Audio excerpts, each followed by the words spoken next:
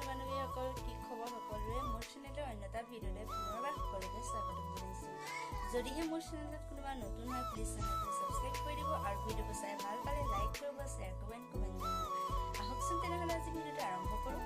এতিয়া মই বনাবলৈ লৈছোঁ মাছ আৰু বিলাহীৰে মাছৰ আঞ্জা আৰু আপোনালোককো দেখাওঁ মই মাছৰ আঞ্জা কেনেকৈ বনাওঁ। আহকচোন তেনেহ'লে আজি ভিডিঅ'টো আৰম্ভ কৰোঁ। মাছৰ চব্জি বনাবৰ বাবে মই পিঁয়াজ, জলকীয়া, বিলাহী এনেদৰে কাটি লৈছোঁ আৰু মাছ 4 পিচ আছে।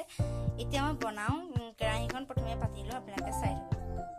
মই মাছকেইখনত নিমখ আৰু হালধি ধুনীয়াকৈ সানি লৈছোঁ।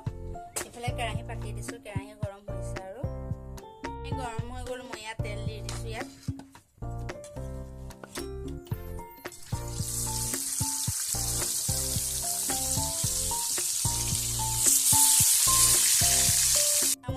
মাছ ফ্ৰাই কৰি হৈ গ'ল। ইফালে তেল পোৱা গৰম হৈ কেৰাহী ক'লা হৈ গৈছেগৈ।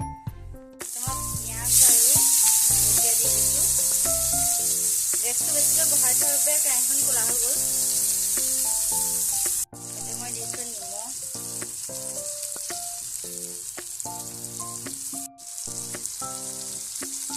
হালধি দিছোঁ,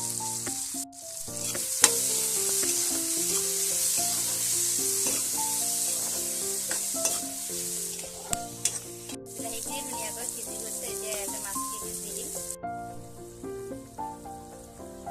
এয়া আমাৰ মাছ হৈ গ'ল।